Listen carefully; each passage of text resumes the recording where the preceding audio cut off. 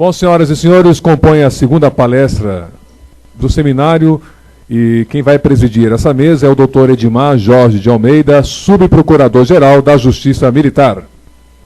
Também convidamos o palestrante, Dr. Ricardo Rabinovich Berkman.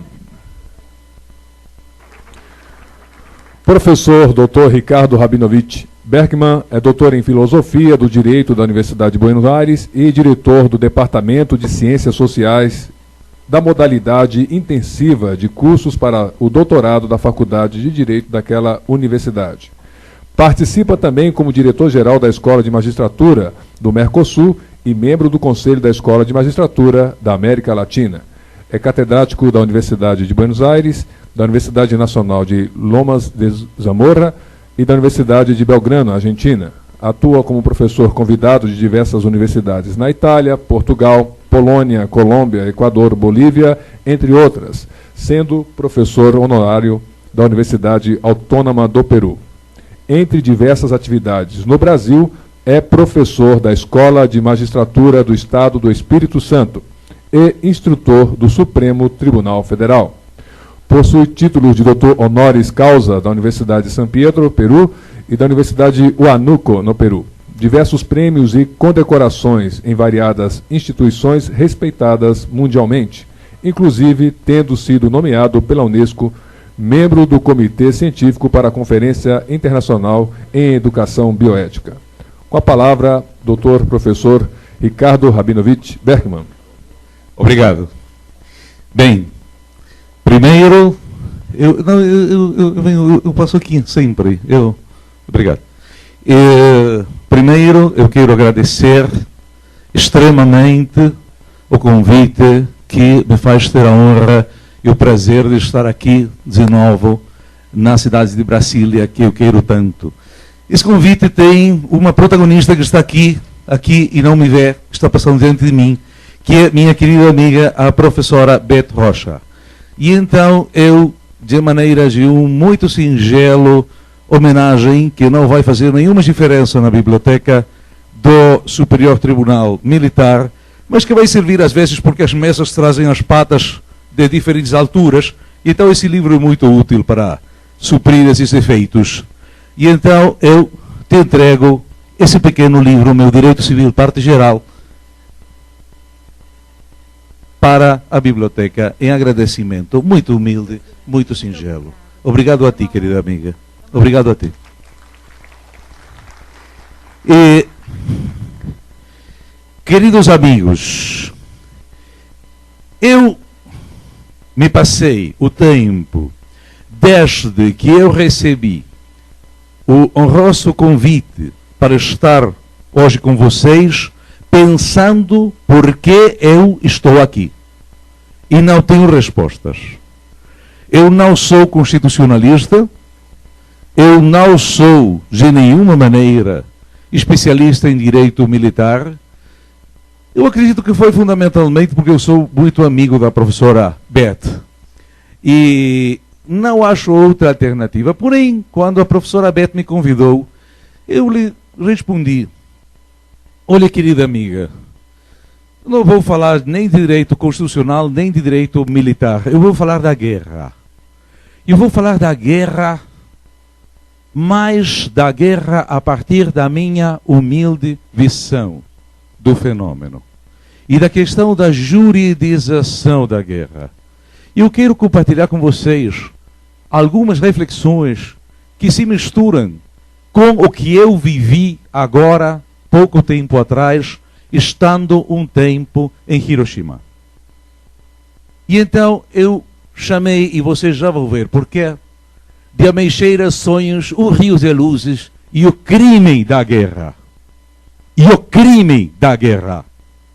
E peço desculpas porque algumas pessoas não vão gostar do que eu fale. Mas eu sou pessoa frontal e gosto de falar o que eu penso, e por isso que tenho amigos verdadeiros. Porque falo as coisas que penso. E quero começar com Camões, que sempre é bom para começar. O grandes e gravíssimos perigos. O caminho de vida nunca é certo, que aonde a gente põe sua esperança tem a vida tão pouca segurança. No mar, tanta tormenta e tanto dano. tantas vezes a morte apercebida. Na terra, tanta guerra e tanto engano, tanta necessidade aborrecida. Onde pode acolher-se o fraco humano? Onde terá segura a curta vida? Que não se arme e se indigne o seu sereno contra um bicho da terra tão pequeno. Na terra, tanta guerra, tanta guerra, tanta guerra. Essa é a razão pela qual eu estou aqui. Para falar disso, para conversar disso com vocês.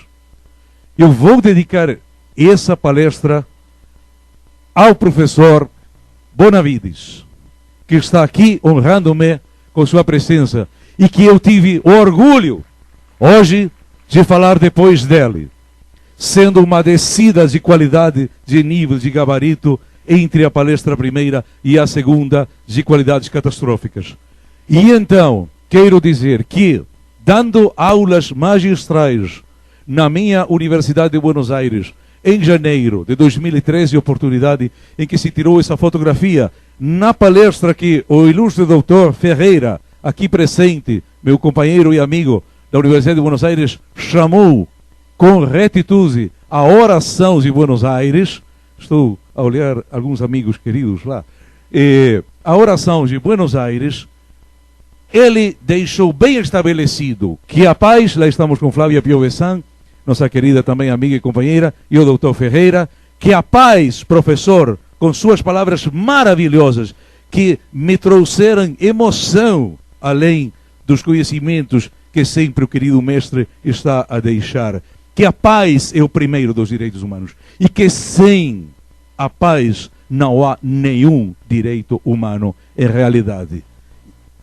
E também eu quero me sustentar no jurista, pensador, constitucionalista argentino, em que o doutor Ferreira é especialista, Juan Bautista Alberdi. Juan Bautista Alberdi, em 1870, escreveu esse pequeno, mas maravilhoso livrinho, O Crime da Guerra. Esse livrinho, bem que provocado pela Guerra da Tríplice Aliança, tem valor até o dia de hoje para todas as guerras e para todos os tempos e para todas as geografias.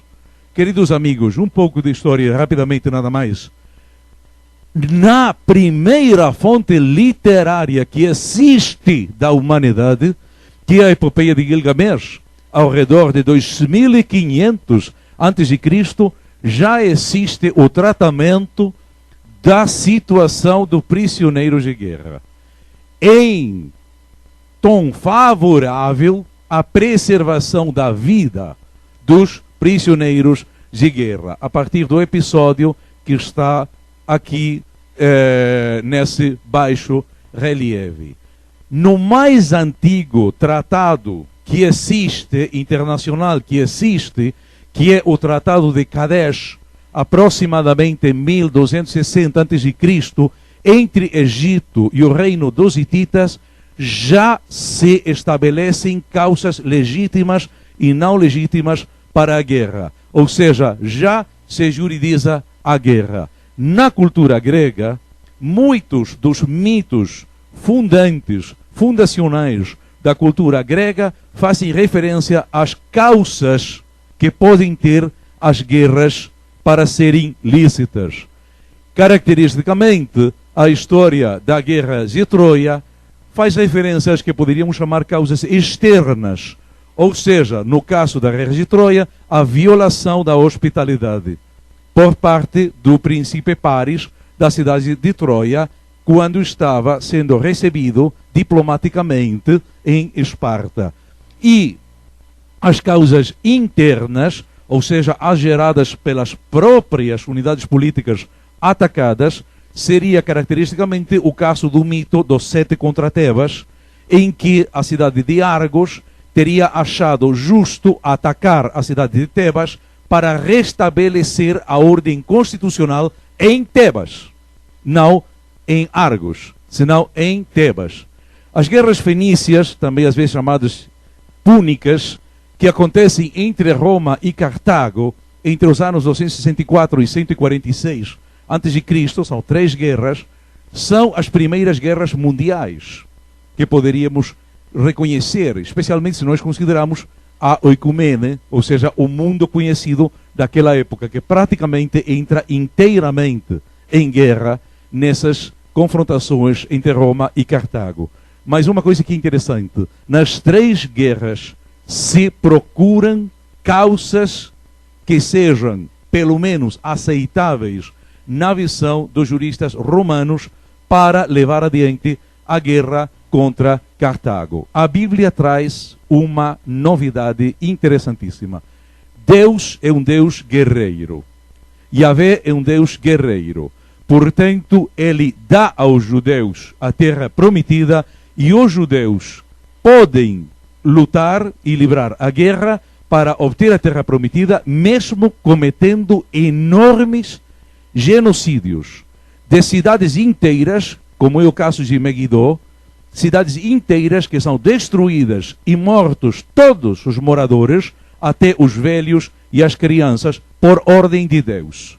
Porque os judeus estão levando adiante a guerra de Deus, Deus luta com eles e eles não têm compaixão com nenhum dos povos conquistados. A ideia passa para o Alcorão, no Sura 8, em que pega a forma da jihad, ou seja, a guerra que se faz como obrigação dos fiéis para a expansão da fé islâmica. A ideia é contestada pelos cristãos na Idade Média na forma das cruzadas, que outorgam àqueles que nelas participam a indulgência, ou seja, a salvação automática das almas. E essa mesma visão se continua ou é coetânea na chamada reconquista da Península Ibérica, ou seja, a luta de 8 séculos contra os moros muçulmanos na Península Ibérica, que se continua, por sua vez, no caso da Espanha, no requerimento, que é o documento que estabelece o jurista Palacios Rubius, que deve ser lido aos indígenas, primeiro em espanhol, que os indígenas não entendiam uma palavra, deve ser lido em espanhol aos indígenas, convidando eles para aceitarem o catolicismo e ao rei da Espanha. Não sendo assim, que jamais era, logicamente, a guerra era lícita e eles podiam ser destruídos. Como todos sabemos, é Hugo Grocio, o holandês, que no século XVII vai estabelecer, finalmente, as regras que juridizam a guerra. Porém, tais regras, normalmente, escondem o imperialismo, que está no fundo de quase todas as guerras que existem.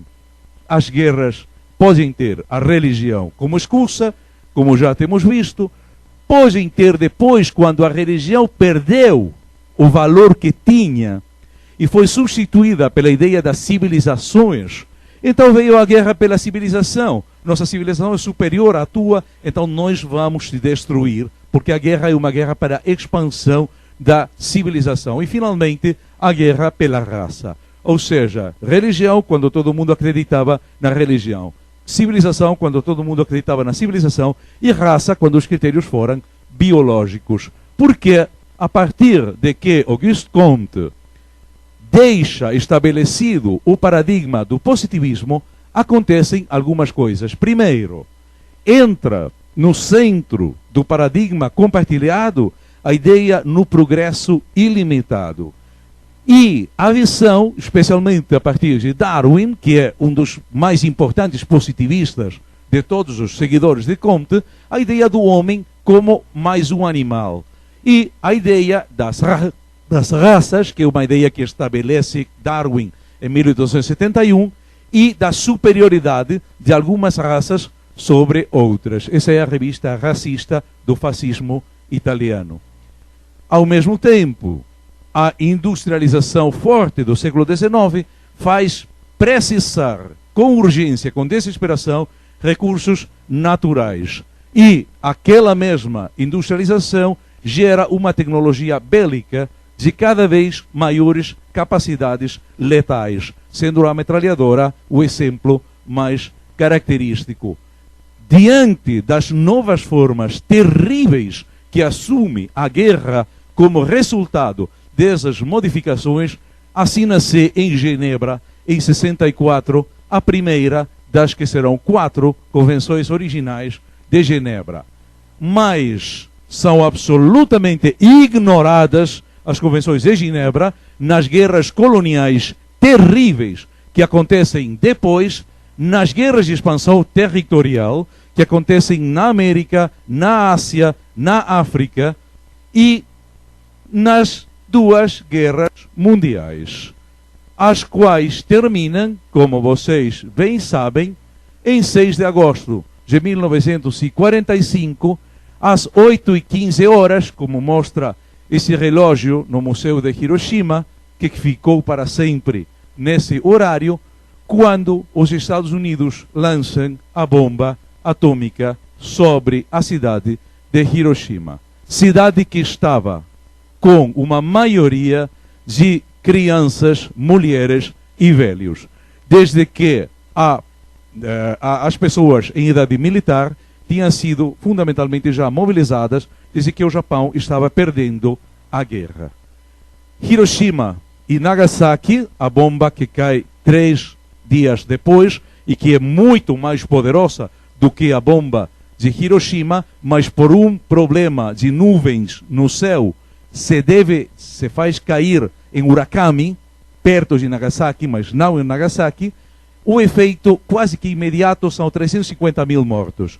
O efeito a longo prazo é de 500 mil de mortos. Não se chama genocídio, porque genocídio é um delito que não cometem os Estados Unidos e seus aliados. A maioria, ou pelo menos uma grande parte, desses mortos foram crianças. Crianças que estão comemoradas hoje nesse monumento em Hiroshima, onde crianças como meu filho Alexis, que está a colocar uma grulha dessas que se colocam até o dia de hoje, em homenagem às crianças mortas na guerra, e como um grito de desespero para dizer não mais crianças mortas nas guerras. Keiji Nakazawa tinha nascido em 1939, em Hiroshima. Portanto, ele tinha 6 anos quando explodiu a bomba. Ele cresceu, sobreviveu e cresceu para ser desenhista de mangá. Seu mangá de 1973, Hadashi no Gen, Hadashi o Descalço, Hadashi o dos pés descalços, ia ser a primeira expressão, em grande medida testemunhal, do que aconteceu antes, durante e depois da bomba atômica, desde que a censura estabelecida por Douglas MacArthur no Japão fez com que as informações fossem absolutamente censuradas com relação ao acontecido com a bomba. Em 1983, o mangá se transforma em um anime e é levado, portanto, ao cinema. Eu vou compartilhar com vocês, a partir de agora, alguns elementos baseados nesse extraordinário documento que foi pouco conhecido, entre outras coisas, porque Deus sabe quem, e o diabo muito melhor, fez com que esse filme não fosse exibido como devia ter sido. Keiji Nakazawa era chamado, quando era um menino, Hadashi no Gen. Gen, o que não usa sapatos. Gen, o descalço. Ele mesmo é o protagonista do filme, do anime. Ele tinha um irmão pequeno, chamado Shinji. Vivia com o pai, com a mãe e com a irmã, numa família normal, em Hiroshima, orgulhosa por seu belíssimo castelo da época do samurai.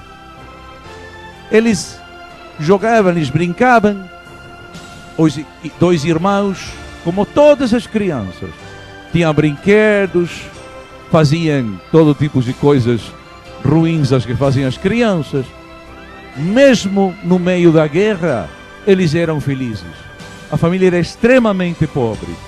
O pai fazia os sapatos de madeira que usam os sacerdotes no Japão.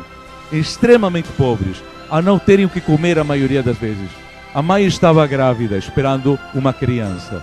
Porém, eles eram tão felizes como se pode ser quando o que existe é o amor de uma família. Até o dia 6 de agosto de 1945, em que a felicidade pouca que era morreu para sempre. E o castelo orgulhoso de Hiroshima sumiu. Voou pelos ares.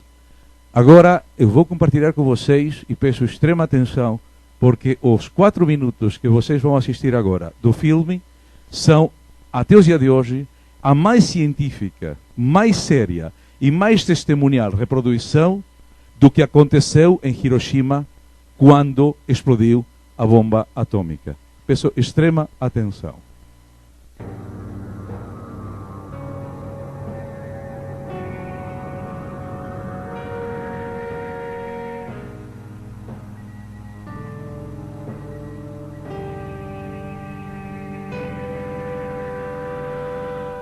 Altitude 3,600 feet. Fixed on target. Release bomb. Roger. Releasing bomb.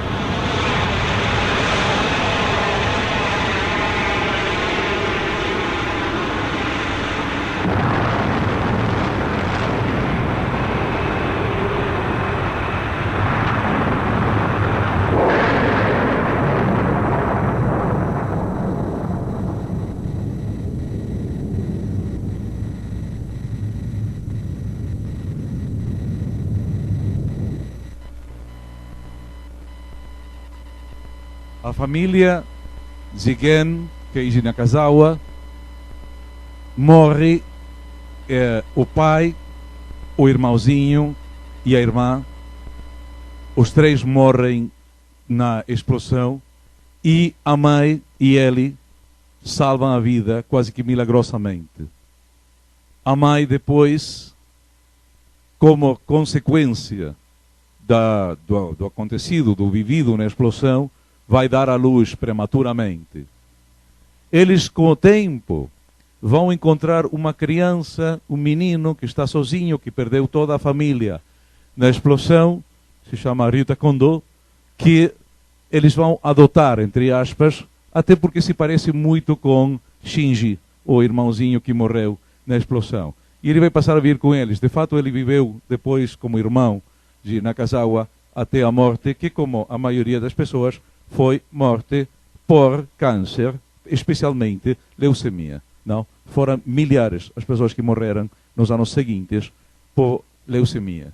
A irmãzinha, logicamente, como era de esperar-se, vive somente uns poucos dias e morre como consequência da radiação.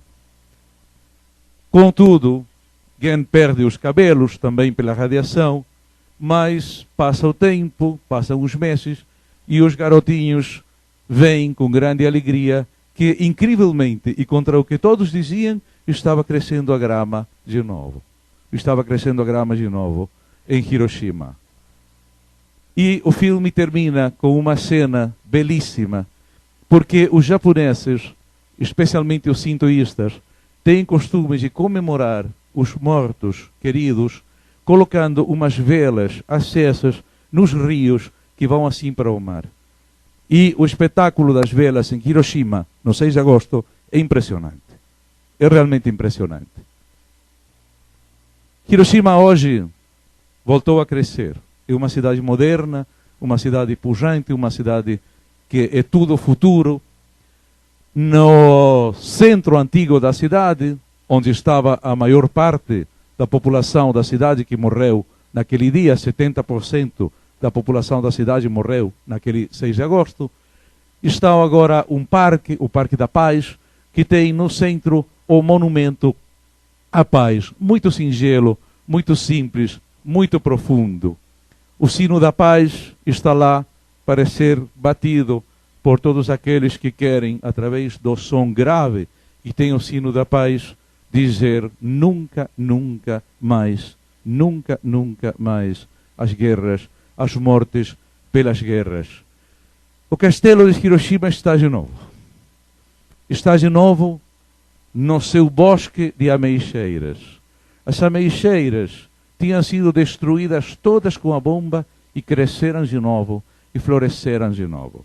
No bosque que está debaixo do castelo, que agora está feito com materiais modernos, já não mais com madeira, mas que responde absolutamente às formas antigas. No bosque de ameixeiras, que está debaixo do castelo, cheios de paz, e ninguém poderia imaginar, mas todos sabemos a tragédia que lá aconteceu, numa dessas ameixeiras enterramos nós, sepultamos as cinzas do nosso filho de 15 anos, Ricky, que tinha a mesma idade que muitos dos meninos e meninas que morreram naquele horroroso episódio e em tantas outras guerras. Ricky, por sua vez, apaixonado com a cultura japonesa e inimigo das guerras e pacifista, com toda a força da sua adolescência, queria ser, ele também, como Keiji Nakazawa, desenhista de anime. Esse é como ele se via, assim mesmo, lutando contra o câncer. O que quero dizer, queridos amigos, para concluir, e para concluir depois vamos ver outra coisa, mas o que eu quero dizer é que o ensino desse humilde homem que acontece que é professor de direito, diante de todas essas coisas, e eu já tinha estado pesquisando antes em Birkenau, tinha visto outros aspectos da guerra, é que a guerra é um crime. Não podemos juridizar a guerra. A guerra é um crime. Não se juridiza o homicídio, não se juridiza a violação. Não se deve juridizar a guerra. E para terminar, eu quero compartilhar com vocês aquele final do filme que eu lhes adiantei antes. São 4 minutos, mas por favor fiquem até o final para ver o simbolismo daquele rio de luzes de que eu falei nos começos da minha exposição. Shinji, お前の軍艦じゃ。約束通りこれを外らすぞ。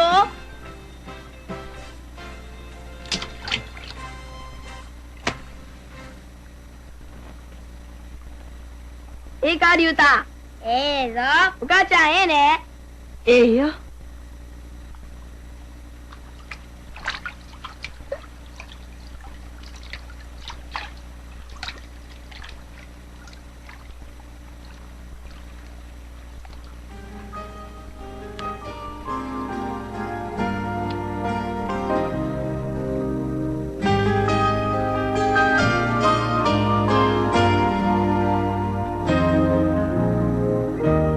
夏のかげろう揺れて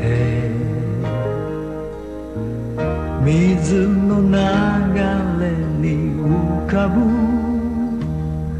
遠い思いが一つ今はもう帰らない人は誰でも過ちを犯しながら生きてゆく喜びも悲しみも過ぎ去る預けようこの危うさは水の流れに消えてゆく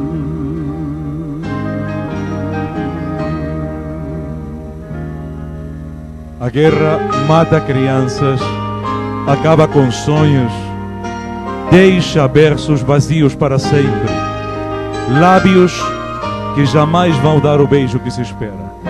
Não aceitemos a guerra. Não aceitemos a guerra. Não juridizemos a guerra. Não juridizemos a morte. Essa é minha mensagem. Muito obrigado por tê-la compartilhado. Nada mais. 思いが一つ今もまだ残されてる人は誰でも夢を見て祈りながら生きてゆく喜びも悲しみも過ぎ去る運ばれるこの儚さは